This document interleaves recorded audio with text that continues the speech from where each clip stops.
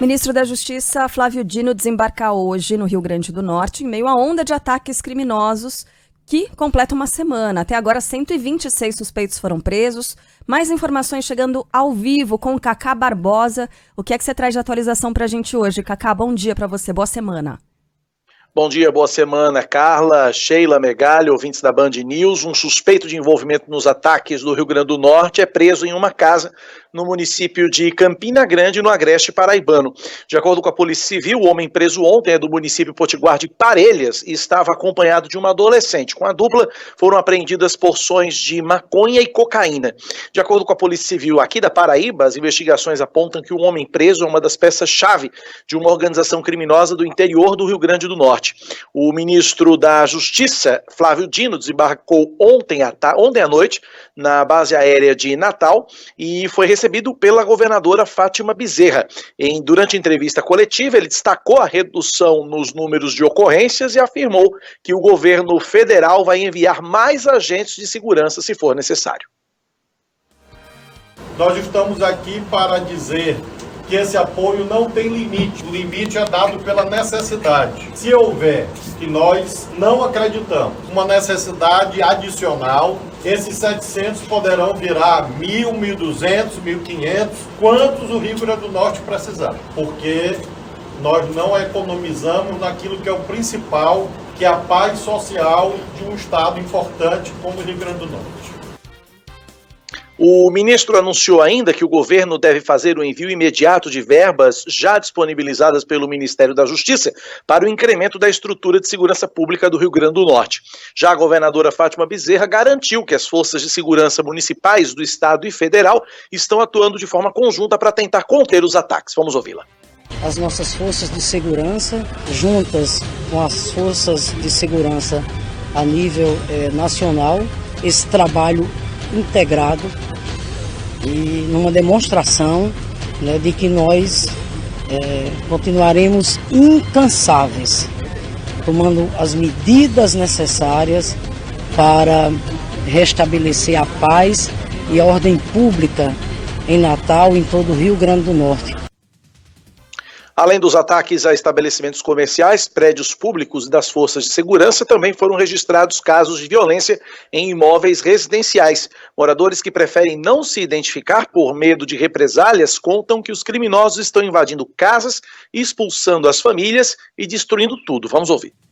Eles arrombando portão, porta e mandando todo mundo sair com arma na mão e dizendo sai que a gente vai botar fogo. Tudo virou cinza. Em menos de 5 minutos eles acabaram com as nossas vidas. Pelo mais recente balanço, Carla, Sheila e Megali, foram realizadas 126 prisões, 18 delas durante a Operação Normandia, que foi deflagrada na última sexta-feira, apreendidas 36 armas de fogo, 5 simulacros de arma de fogo, 98 artefatos explosivos, os famosos coquetéis Molotov, 26 galões de gasolina, 12 motos, 2 carros, além de dinheiro, drogas e munições. Cacá, lá se vai uma semana, eu li uma mensagem via Twitter de um ouvinte aí do Rio Grande do Norte que dizia que na percepção dele e da população em geral, nessa guerra contra a violência está ganhando de lavada. Que a percepção de segurança não aumentou 1 milímetro desde que essa onda de ataques começou. Você teria a mesma sensação sobre o que está acontecendo por aí? Olha, por aqui, as notícias com relação a ataques vêm diminuindo, sabe, Megali? O que a gente tem tido de acesso de informação é que os ataques por aqui, na região aqui do estado do Rio Grande do Norte, tem diminuído. Claro que não, talvez não na mesma proporção e na mesma percepção que o próprio ministro da Segurança, o ministro da Justiça falou ontem, né? Mas os casos continuam, as ocorrências continuam e a percepção do Potiguar em si, eu tenho parentes no Rio Grande do Norte, inclusive, a percepção do Potiguar, inclusive, é ainda de muita insegurança, de muito medo, Megali. Tá certo. Bom trabalho, Cacá. Um abraço para vocês, bom programa. Um abraço. A droga que mais mata nos Estados Unidos é apreendida pela primeira vez aqui no Brasil. É o fentanil, um anestésico 50 vezes mais viciante do que a heroína e 100 vezes mais forte do que a morfina. Um entorpecente foi achado, segundo a TV Globo, com um traficante durante uma operação feita pela Polícia Civil do Espírito Santo. Mas o dono da droga não seria o criminoso que age nas periferias das cidades, e sim um fornecedor dele. A suspeita é de que o fentanil tenha vindo de Minas Gerais, onde teria sido produzido, e seria entregue a um hospital. A substância estaria sendo usada para batizar outros entorpecentes também, como cocaína, êxtase e LSD. Essa droga não é de brincadeira, tá? Hoje os Estados Unidos não possuem cracolândias. Os americanos conseguiram vencer a guerra contra o crack. E hoje lutam com um inimigo muito mais mortal e difícil de ser combatido, que são os opiáceos. Essa e outras drogas transformaram ruas de Los Angeles, de São Francisco, outrora cidades relativamente tranquilas, né? São Francisco já foi uma cidade muito tranquila, em grandes locais muito parecidos com as nossas cracolândias, com a diferença que as substâncias utilizadas são diferentes. E eu tô vendo aqui numa reportagem de outubro de 2022 da revista Exame. Estados Unidos apreende em 2022 fentanil suficiente para matar toda a sua população. Nossa. Estamos falando aqui de 320 milhões de pessoas. Segundo as autoridades americanas, a quantidade de droga que foi confiscada em 2022 poderia tranquilamente, com este opiáceo artificial, dizimar toda a população americana. Foram 50,6 milhões de comprimidos falsos com receita que continham fentanil, além de 4,5 toneladas de fentanil em pó ao longo de 2022, o que equivale a mais de 379 milhões de doses potencialmente letais. Essa quantidade de drogas, portanto, seria suficiente para acabar com a população brasileira, e coloca aí mais uma Alemanha e uma França de lambuja.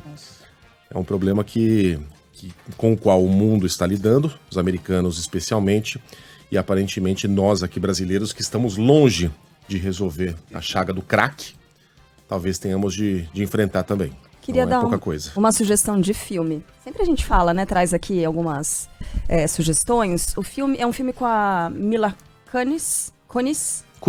Mila Kunis, a mulher do Ashton Kutcher. Ela é russa, né? Então é Kunis mesmo. Kunis. O nome do filme é For Good Days. Ela é filha da Glenn Close, são grandes atrizes, né? E ela é viciada e já passou por 15 tentativas de desintoxicação. E ela parece... Nessa droga aí, cara? Heroína e também fentanil. São drogas diferentes. E a mãe chega num ponto que diz: eu não quero mais você, não quero mais minha filha. E ela fica tentando voltar pra casa. E toda vez que ela volta pra casa, ela vende coisas pra poder voltar pra essa espécie de cracolândia aí. Mas, na verdade, é um espaço onde usam heroína e fentanil. Então, é um filme ele é bem marcante, impactante, porque ela parece irreconhecível, assim. É triste, ela com todos os dentes mesmo, quebrados. Cara? For Good Days. Tem nome em português? Puxa? Diferente, né? Deixa eu ver. For Good Days. Não, eu não tô encontrando o nome em português, mas tem sim. Daqui a pouco algum ouvinte vai nos ajudar. Ele é muito legal. 4 dias com ela. 4 dias com ela. Isso, exatamente. 2020. E aí, em determinado momento, ela vai para as escolas também para fazer palestras ali e se coloca como uma viciada, mostra todos os dentes quebrados. É triste, é muito triste.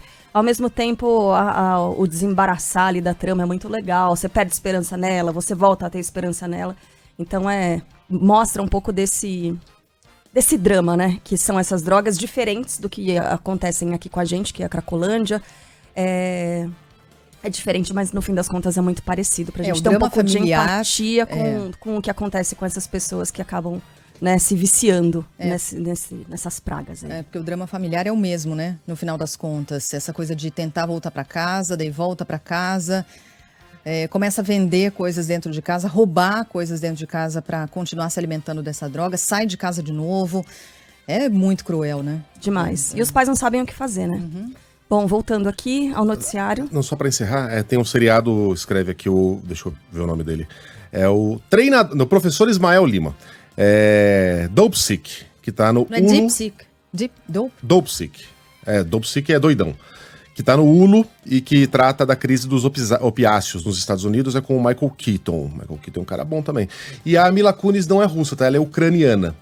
Embora muitos russos achem que é a mesma coisa, são dois países completamente diferentes. Agora sim, em frente. Em meio à crise bancária, o grupo UBS anuncia a compra do Credit Suisse por mais de 3 bilhões de dólares. Arthur Coelho.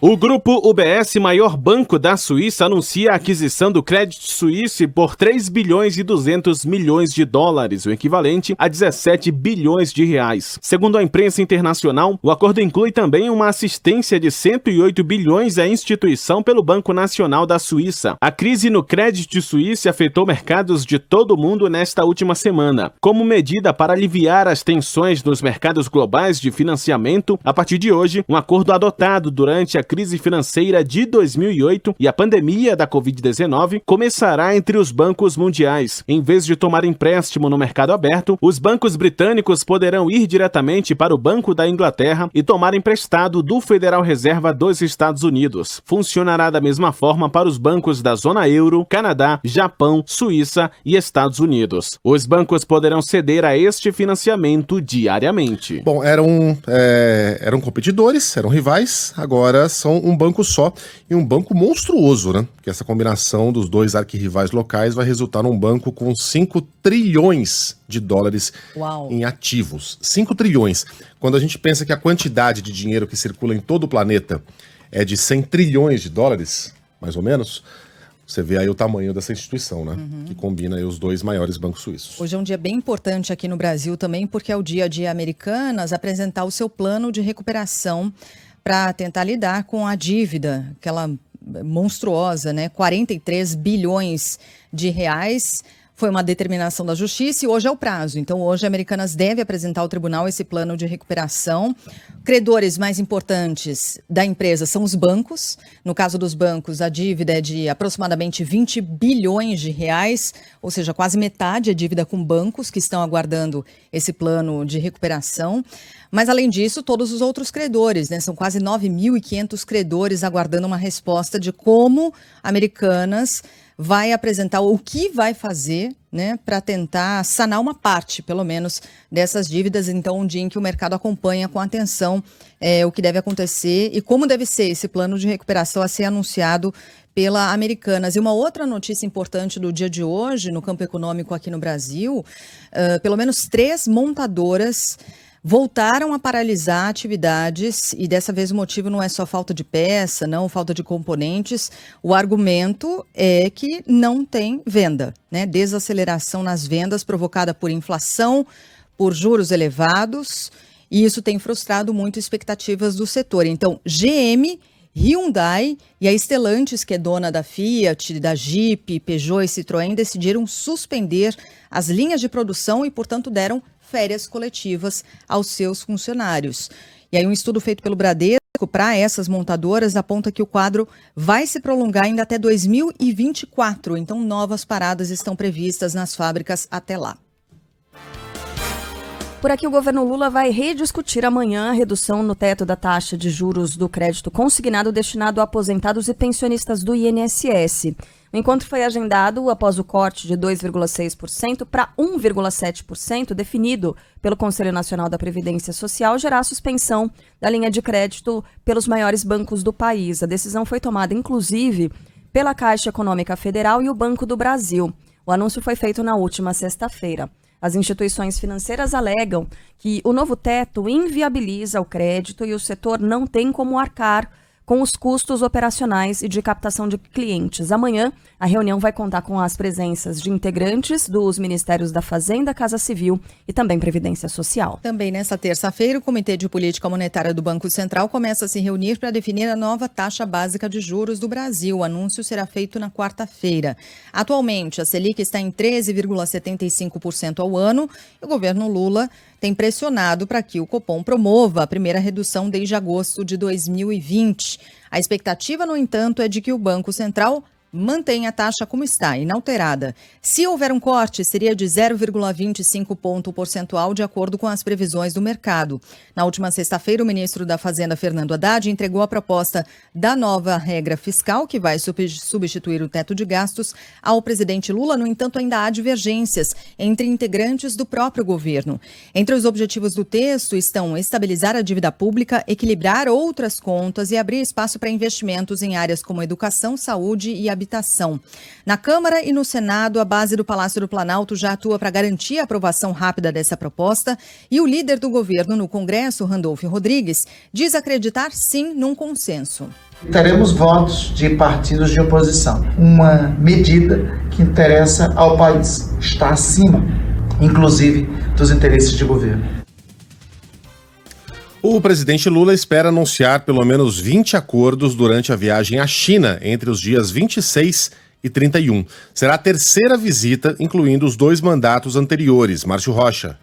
O presidente Luiz Inácio Lula da Silva vai realizar a terceira viagem à China entre os dias 26 e 31 deste mês, na expectativa de assinar pelo menos 20 acordos comerciais com o país, que desde 2009 é considerado o maior parceiro comercial do Brasil.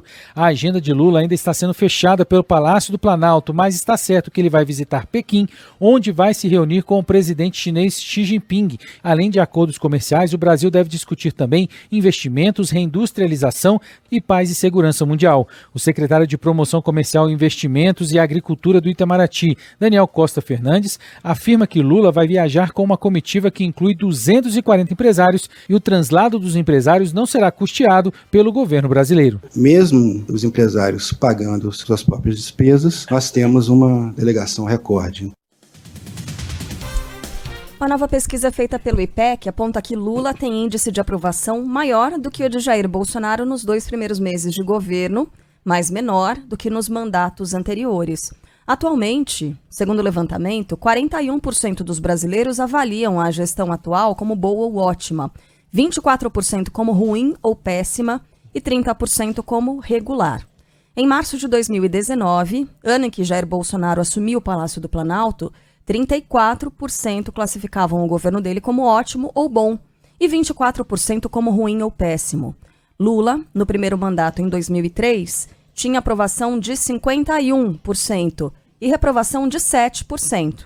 Em 2007, no segundo mandato, ele era aprovado por 46% e reprovado por 16%. A mesma pesquisa aponta que 51% dos brasileiros não culpam Jair Bolsonaro pelos atos criminosos do dia 8 de janeiro em Brasília. Outros 22% avaliam que o ex-presidente deve ser julgado e perder os direitos políticos. 19% acreditam que ele deve ser julgado e preso pelos ataques a sedes dos 3 poderes. Ainda segundo o IPEC, 44% dos entrevistados concordam com a afirmação, vou até respirar fundo, de que o Brasil corre o risco de se tornar um país comunista. É uma loucura, né? 44%, hein? 48% discordam e 2% não discordam nem concordam. Eu queria saber quantos sabem dizer o que é comunismo, né? É. Quantos desses aí sabem exatamente o que é comunismo, né? O que é um país comunista, não é? Incrível isso? É. Não deve fazer ideia, né, do que representa ser um país comunista, né? Os maiores índices... Eles veem os exemplos e não gostam, mas daí achar que isso pode acontecer com o Brasil é um delírio. Até porque esse governo que está aí, ele já esteve no poder por 13 anos. A gente nunca deu um passo em direção ao comunismo. Você pode acusar Lula e principalmente Dilma de terem feito o capitalismo errado, por meio de apostas equivocadas, por meio de políticas que não combinam com o livre mercado. Aí sim, a aposta exagerada no crédito, nos campeões nacionais, represamento de preço, mas... Excesso de Estado, né? Então você pode acusar Lula e Dilma de terem praticado um mau capitalismo. Ok, mas era um capitalismo. A gente jamais flertou com nada parecido com o que possa ser chamado de comunismo. E isso não está acontecendo agora. Vejam aí as propostas. O que o Ministério da Fazenda está discutindo agora? Estatização de empresas privadas? Não. Está discutindo uma regra fiscal. Uma discussão que faz parte do, vou usar a palavra aqui, arcabouço capitalista. Então é um delírio. A gente vê que que mentiras repetidas 1000 vezes realmente se tornam verdades na cabeça do eleitor. E como é relativamente fácil você manipular uma massa tão grande de pessoas. 44% dos brasileiros, se a gente pensar só na população que vota, estaremos falando de algo em torno de 50 milhões de pessoas. É mais que uma Argentina. Imaginando que a gente pode virar amanhã um país comunista. É assustador. Desculpa, Carla. Te interrompi. Não, tá tudo bem. É sobre Imagina, isso. tudo bem. É sobre isso. Sobre isso tá tudo bem. Uhum. Ainda sem data para voltar dos Estados Unidos, Bolsonaro tem até quarta-feira para devolver o segundo pacote de joias trazido ilegalmente da Arábia Saudita. Eu estava achando que era hoje já o prazo final, mas são 5 dias úteis a partir da publicação do acórdão, né? A decisão foi tomada na semana passada pelo Tribunal de Contas da União, que deu esse prazo de 5 dias úteis para que esses itens sejam entregues à Secretaria-Geral da Presidência. O estojo da marca Chopard inclui anel, relógio, par de abotoaduras, caneta e uma espécie de terço islâmico e é avaliado em mais de R$400 mil. Diferentemente do outro conjunto, que custa mais de 16 milhões de reais, esse segundo pacote não foi apreendido pela Receita Federal. As joias foram trazidas ao Brasil em outubro de 2021 por uma comitiva do Ministério de Minas e Energia, que se encontrou com autoridades na Arábia Saudita. Esse caso é investigado pela Polícia Federal e também pelo Ministério Público Federal. Diga-se, não foi apreendido não porque passou pela Receita Federal e os caras falaram, não, isso aqui tá certinho. Não, é porque eles não pegaram. É por amostragem, né? É, a gente não sabe até hoje na mala de quem tava esse troço. Talvez na mala de um almirante, o que é assustador. Registro. O presidente chinês Xi Jinping acaba de desembarcar, está desembarcando agora. Acabou de botar o pé na pista do aeroporto de Moscou, para uma viagem de 3 dias, em que se reunirá algumas vezes com o líder local Vladimir Putin. Uma viagem bastante importante por 1000 motivos, principalmente porque sem a participação da China, dificilmente a gente vai ver o fim da guerra contra a Ucrânia, a invasão da Ucrânia, que já completou 1 ano. De volta ao Brasil, o senador e vice-presidente Hamilton Mourão defende o uso pela Agência Brasileira de Inteligência de um programa para rastrear a localização de pessoas no governo Bolsonaro. Segundo ele, que falou com o jornal O Globo, a ABIN deve monitorar qualquer elemento nocivo ao Estado brasileiro. E, por enquanto, um eventual monitoramento de adversários é mera especulação. Bom dia! O First Mile foi adquirido no fim da gestão Michel Temer por quase 6 milhões de reais e permitia, sem qualquer protocolo oficial, acompanhar os passos de 10 mil cidadãos a cada 12 meses. Ele foi utilizado pela ABIN até meados de 2021. O programa Mais Médicos será relançado hoje, com prioridade a profissionais brasileiros. Fala aí, João Pedro Melo. O governo federal vai relançar logo mais o programa Mais Médicos para o Brasil. A cerimônia está marcada para as 11 horas da manhã e deve contar com a presença do presidente Lula e da ministra da Saúde, Nízia Trindade. Segundo o executivo, a ideia desse programa é ampliar o acesso ao atendimento médico no país, principalmente em regiões de extrema pobreza e também em regiões mais afastadas. O fato é que, além de ampliar o número de profissionais, o programa pretende melhorar o Sistema Único de Saúde com investimento em construção e reforma de unidades básicas. Nesse novo formato, a expectativa é de que sejam anunciados incentivos de permanência dos profissionais nos municípios. Ainda não foi divulgado um posicionamento sobre a possibilidade de contratação de médicos estrangeiros, como ocorria na primeira edição desse programa. A gente vai aguardar. O anúncio está marcado para acontecer, se não me engano, às 11 da manhã, né? 11 da manhã de 11 hoje, da manhã. A gente vai aguardar. Da Saúde. Isso. Vamos aguardar para saber exatamente como vai ser, né? Qual vai ser o modelo a ser implantado, mas como disse a Carla, o João Pedro Melo, né? Prioridade a profissionais brasileiros. Fora do ar, a gente estava comentando aqui que a gente pode até ter um número grande de médicos no Brasil. Estava tentando levantar o número total, né? Mas, de todo modo, a gente tem uma concentração muito, muito expressiva na região sudeste. São Paulo, Rio de Janeiro, BH, mas especialmente São Paulo e Rio de Janeiro, com boa parte desses profissionais. Então, quando você vai para o norte, para as regiões mais afastadas das capitais, cara, faltam muitos médicos no serviço público. Então, que pelo menos o programa possa servir para uma redistribuição melhor, né? Além de atrair mais médicos, inclusive dando essa prioridade a brasileiros, mas além de atrair mais médicos para trabalharem no serviço de atendimento público, para atender nessas regiões mais remotas, onde faltam muitos desses profissionais. Hoje começa a ser depositado o novo Bolsa Família pelo Ministério do Desenvolvimento Social. Fala aí, Paloma Moraes. Começa a ser pago hoje o novo Bolsa Família com valor médio de R$ 670. Recebem primeiro quem tem NIS Final 1. O pagamento segue até o dia 31 de março. O programa, que foi reformulado após a eleição do presidente Luiz Inácio Lula da Silva, incluirá o pagamento de R$ 150 a mais por criança até 6 anos de idade em cada família. Quase 9 milhões de crianças nessa faixa etária receberão dinheiro já neste mês. O governo estima que 694 mil famílias que estavam fora da lista de beneficiários entrarão na folha de pagamento de março. Ao todo, serão pagos mais de 14 bilhões de reais para 21 milhões e 200 mil famílias. Só para dar os números aqui a respeito dos médicos, né? O levantamento feito nesse início de ano do Conselho Federal de Medicina, a gente está falando de quase 550 mil médicos no Brasil, só que mais da metade concentrada nas capitais. E aí, em relação ao Sudeste, é Sudeste e Sul do país, onde há maior concentração.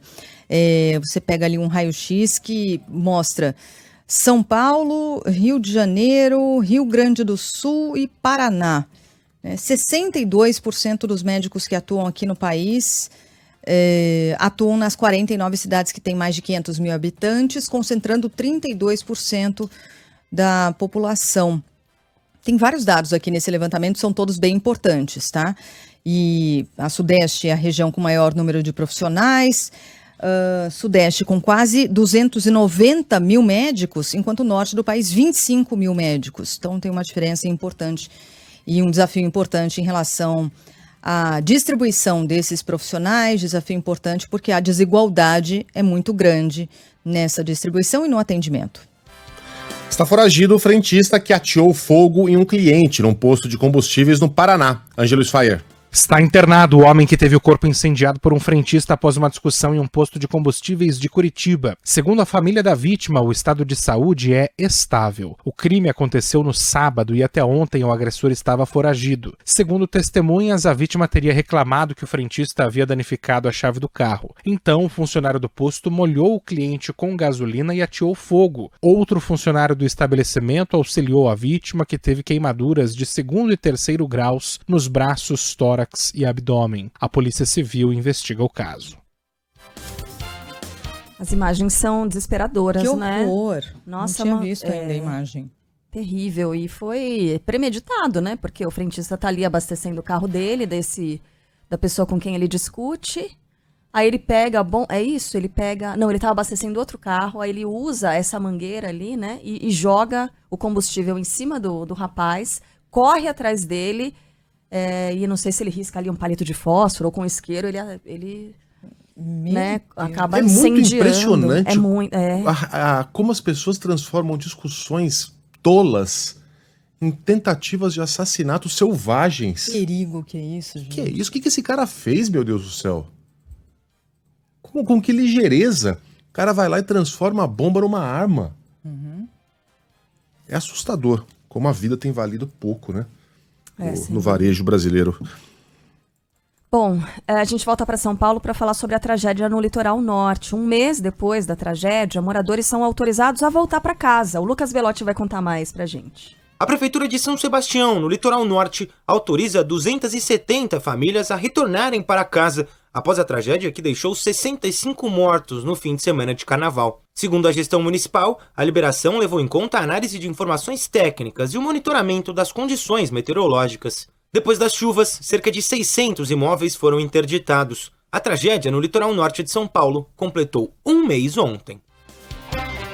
E aí, ao longo do fim de semana, acompanhando várias reportagens sobre esses moradores, né, que foram autorizados a voltar para casa, porque, de acordo com a vistoria técnica mais recente, há condições. Mas muitos desses moradores dizem: o trauma é tão grande que eu não tenho a menor condição de voltar para minha casa. Menor condição de voltar àquele lugar onde eu vi acontecer o que aconteceu, que a água subiu, que a lama desceu, onde eu tive que ficar rastejando para recolher um corpo, para salvar um vizinho. O trauma é tremendo. Então, muitas pessoas ainda aguardam uma moradia definitiva fora dali. A gente está falando de 1.000 pessoas nessa condição ainda aguardando. Muitas dessas pessoas ainda alojadas em casas de parentes ou hotéis e pousadas que abrigaram essas pessoas. Mas imagina você retornar para aquele lugar onde Parte dessas pessoas perdeu seus familiares, perdeu seus vizinhos e tem um trauma tremendo para o resto da vida, né? Cidades do Ceará estão agora em estado de emergência por causa das fortes chuvas. O Caio Passos tem os detalhes. O Ceará tem 4 municípios em estado de emergência por conta das chuvas do final de semana. Guaramiranga e Aratuba, que ficam localizados em regiões de serra, e Itapipoca e Missão Velha, na região sul do estado. Em Itapipoca, pelo menos 400 pessoas que moram em áreas de risco foram orientadas a deixar suas residências. Na cidade de Aratuba, o estado de emergência foi decretado desde a última sexta-feira, após deslizamento de terra que deixou 3 mortos e várias famílias deslocadas no município.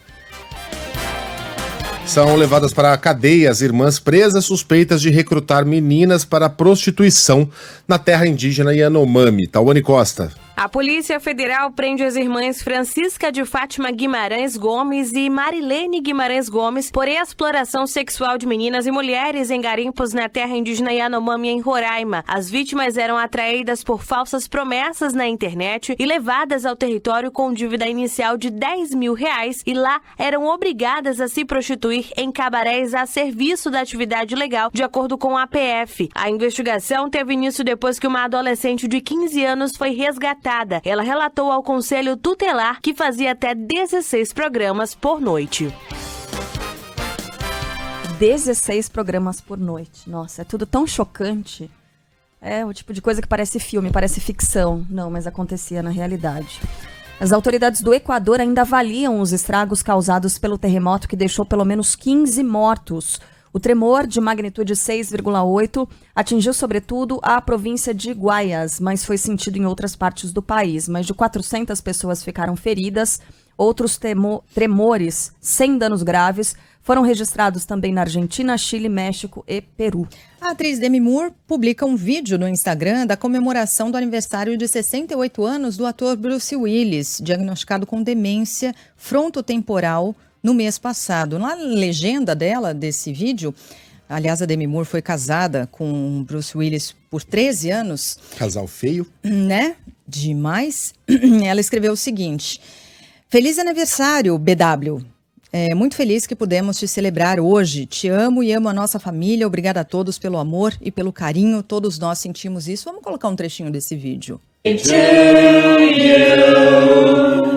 Happy birthday, dear Daddy.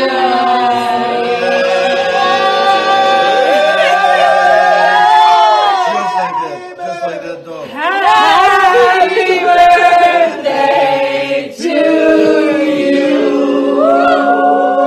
Eu me acabo cantando ali no fundo também, né? Olha a Demi Moore, gente, no finalzinho ela aparece de óculos, que gracinha. Esse é o Bruce Willis fazendo... Torta, não é um bolo, né? É uma torta de damasco? De damasco? Não Como parece? você consegue saber do que Não, é a sei, torta? eu tô Só de olhando, olhar é uma assim. coisa laranja por cima. É a casca da torta. Será? Não, eles são americanos, deve ser de maçã. Ah, é. Os relatos que a gente tinha eram de que o Bruce Willis alternava bons e maus momentos, né? Momentos de completa obliteração, até meio violentos, e outros em que ele estava ali. Esse parece ser um em que ele estava ali, né? Pelo olhar, o olhar estava, enfim, fixo nas filhas, na família, na torta. Enfim, a mente dele parecia estar funcionando direitinho ali, mas não tá mais, né? O que é tão triste. Eu não sei vocês, mas eu sou grato demais ao Bruce Willis pelo H.T. o Rato, pelo John McClane. John McClane mudou, né? Quer dizer, mudou não. Parecia que ia mudar o padrão de filmes daqueles caras que... Um contra todos, né? Que vão lá e sozinhos fazem justiça, acabam com os traficantes, acabam com os terroristas. Porque até então, os heróis desses filmes eram os fortões, né? Os caras gigantes que com uma pistola e um fuzil acabavam com uma rede inteira de tráfico. Era o Schwarzenegger no Comando para Matar. Ninguém conseguia acertar, ele era um super-homem. O John McClane do Duro de Matar não era um semi-herói. Era um humano, normal, que agia como humano. Nem era fortão, era um cara até franzino. Depois ele ficou fortão. Ele acabou mais se adaptando a esse estilo de filme do que esse estilo de filme ao Duro de Matar. Mas ele fez história. Era um grande cara, né? se aposentou depois desse diagnóstico de afasia, que prejudicou a capacidade de comunicação, outras habilidades cognitivas. A doença progrediu e tava todo mundo ali, né? Ele tem 5 filhos, 3 com o Demi Moore. Se você reparar, a garota que tá segurando o bolo, põe de novo aí pra gente, Thiago. Cara, é a Demi Moore cuspida escarrada. Feinhos os filhos, né? Feios. Feios também, horrorosos. né? E 2 com a atual mulher, que também é muito bonita, a Emma Henning. Uma família bonita. E no caso aí, a Demi Moore é quem tá filmando, né? A gente vê um 360 ali, uma cozinha americana. Não. Essa é a típica, né? Cozinha americana. Sabe qual é o nome disso lá? É ilha, né? Cozinha. Só cozinha. Dá pra ver o revestimento ali em verde, um verde mais escuro, olha. Esses dias eu vi na casa do... Deixa quieto, né? Vamos deixar quieto, vamos falar de outras coisas. Não, é do Maurício, nosso ex-colunista. Maurício Arruda. O Maurício Arruda. Ex-colunista, ele colocou na casa dele também um verde dessa cor aí. É um revestimento que tá super em alta. Agora é um verde um pouco mais escuro, né? Tipo um verde militar, mas mais olivo, assim. É uma coisa... É lindo, bem bonito. E aí no finalzinho, ó, dá uma olhada. A Demi Moore, ela aparece, ela tira o celular, dá um tchauzinho ali, ela tá usando óculos, quer ver? Olha que bonitinha. É demais essa mulher, né? É demais. E outra coisa, a gente fica triste, mas... É a vida, né? Se ela vir. A gente não tem controle nenhum sobre nada. A gente fica se iludindo que tem controle sobre as coisas. Um cara que fez sucesso em Hollywood e tudo mais. Mas a gente não tem controle. Vamos voltar aqui então para falar do esporte. Só um registro rápido? Pode. Pessoal, tem razão, né? O nosso parabéns é bem mais legal do que em inglês. Quem escreveu pra cá, a Sandra escreveu: gente, nosso parabéns é muito mais legal do que em inglês. Mas eles estão cantando tudo errado também. Pelo amor, vai cantar mal essa família. Gente, na hora que chega no nome dele, não sabe se canta o papai, ou Bruce, ou BW, aí vira uma paçoca ali. Olha, outros ouvintes falando a mesma coisa. É meio fúnebre inglês, eu também acho. Sou bem mais o nosso. Eles não cantam, é pique. Não, aliás, isso é coisa de São Paulo, tá? Do Brasil também não canta, é pique, hora. Não. Duvido. Isso é coisa de São Paulo, gente. Esporte, Flamengo e Fluminense vão brigar pelo título do Campeonato Carioca. Amanda Oliveira. Flamengo e Fluminense disputam pelo 4º ano seguido a final do Campeonato Carioca. O Fla foi o último a garantir a vaga. O rubro-negro já tinha vencido o jogo de ida e neste domingo ganhou novamente do Vasco por 3-1 no Maracanã. No sábado foi a vez do Fluminense se classificar, venceu com folga. O Flu goleou o Volta Redonda por 7-0. A final do Cariocão acontece nos dias 2 e 9 de abril. Nos últimos 3 anos, o Flamengo venceu 2 vezes e o Flu venceu no ano passado. No Paulistão, o Palmeiras bateu o Ituano, vai jogar a 4ª final consecutiva e aguarda o vencedor de Água Santa e Bragantino, que se pegam hoje à noite, para saber quem é o adversário. Maurício Ferreira. O Palmeiras confirma favoritismo sobre o Ituano, vence e chega à 4ª final seguida no Campeonato Paulista.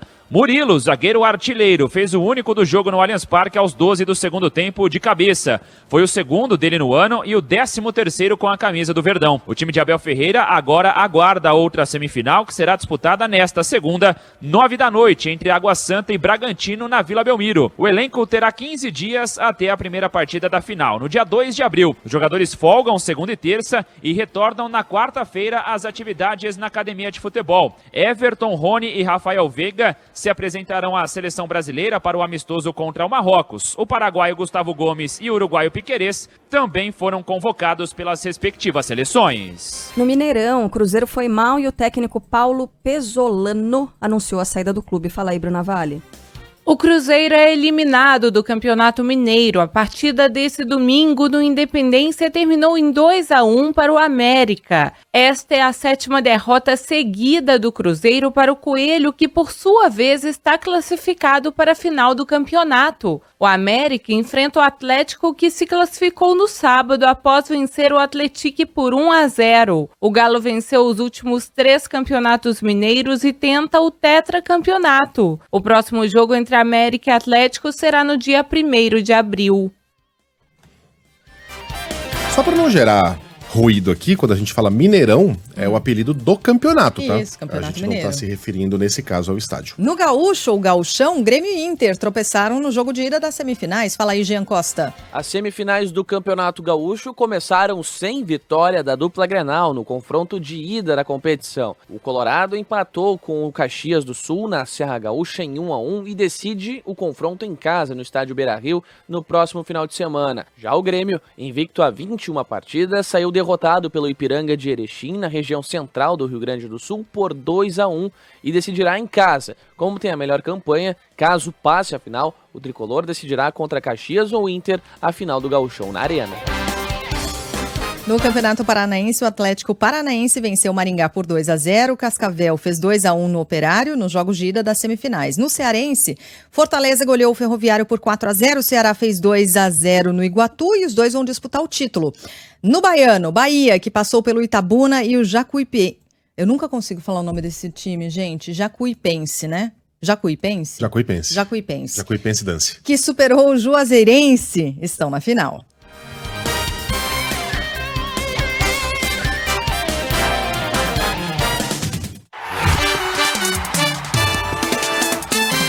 Futebol, com Milton Neves. Oferecimento Casa do Construtor, aluguel de equipamentos. Ligue 0800 200 0217. Sicredi, conheça a primeira instituição financeira cooperativa do Brasil. Sicredi, gente que coopera, cresce. E Tintas Souvenir, a marca mais tradicional e querida do Brasil.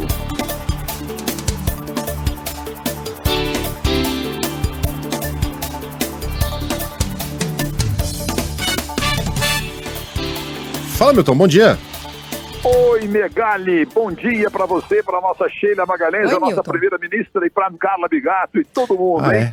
Grande abraço. Ontem nós tivemos alguns jogos, poucos jogos, mas importantes, né? E o destaque fica para o goleiro Jefferson Paulino do Ituano. Esse goleiro é o melhor goleiro hoje em atividade no Brasil. Tem 31 anos, já não vai mais para a seleção, ele não é alto. E ele faz gol de pênalti e defende pênalti. Ontem não precisou. Tomou um gol irregular. E não mais. Bem, o negócio é o seguinte. Um giro rápido pelo Brasil. O Cruzeiro perdeu do América. O América está voltando a ser aquele decacampeão de Minas Gerais. Era o principal time, superior a Atlético Mineiro e Cruzeiro. E a torcida do Cruzeiro, mal agradecida, está xingando o Ronaldo. Se não fosse o Ronaldo Fenômeno, o Cruzeiro estava na 8ª divisão, exagerando um pouquinho. E aí o Grêmio, hein? O Grêmio foi jogar na minha Erechim, sou cidadão de lá, como de Alegrete também, a terra do João Saldanha. É o seguinte, o Ipiranga de Erechim, lá da minha Erechim, recebeu o Grêmio, né? Badalado o Grêmio, com o Leonel Sanches. Leonel Sanches foi um ponto esquerdo da seleção do Chile, né? Com o Soares, o uruguaio Soares, bem rodado, né? Chegou lá fazendo gol adoidado e o Ipiranga de Erechim ganhou o jogo de 2-1. Nosso glorioso Flamengo eliminou o Vasco da Gama, um jogão. Mas o Vasco não aguentou, apesar da burrice do técnico que tirou o Gabi ex-gol, o Gabi mala, gol fácil, e ele foi chamado de burro pelo Maracanã inteiro, entendeu? Mas mesmo assim, ganharam o jogo, 3-1, e agora vamos ter uma grande final, verdadeiro Fla-Flu na tela da Band. Grande abraço para vocês, grande semana e até amanhã.